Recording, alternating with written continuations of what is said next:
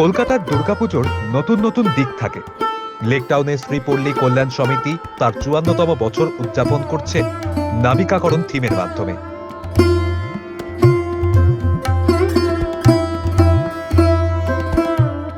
শহরে বিকশিত জীবনধারা এবং সংস্কৃতির প্রতিচ্ছবি। তবে এই বছর স্পটলাইটটি লিটল রিধিকার উপর পড়েছে।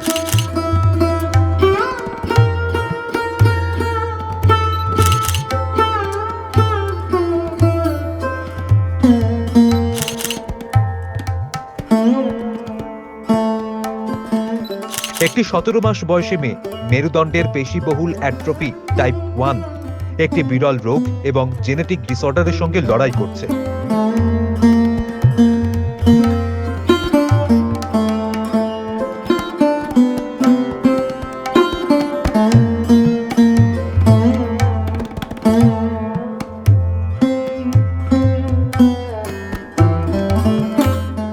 সতেরো মাস বয়সী রিধিকা বিরল ব্যাধির সঙ্গে লড়াই করে চলেছে। তার একটি ওষুধের মূল্য ১৬ কোটি টাকা।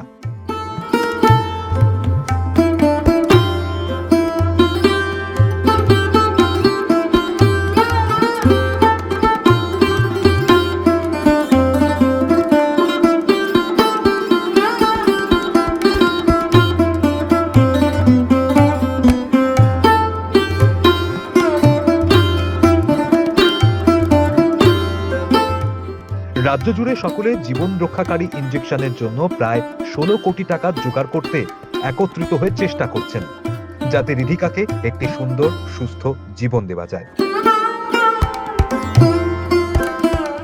জীবন রক্ষাকারী চিকিৎসার জন্য তহবিল সংগ্রহের জন্য পুজো কমিটি একত্রিত হচ্ছে। শ্রীপল্লী আয়োজকরা দেবীর চক্ষুদান অনুষ্ঠানে রিধিকাকে নিয়ে আসেন। তাকে দিয়েই চক্ষুদান করানো হয়।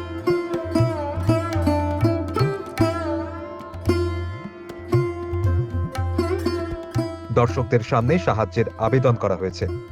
কিউআর কোড সহ একটি পোস্টার তৈরি করা হয়েছে, যাতে ভিজিটাররা যতটা সম্ভব রিধিকাকে সাহায্য করতে পারেন।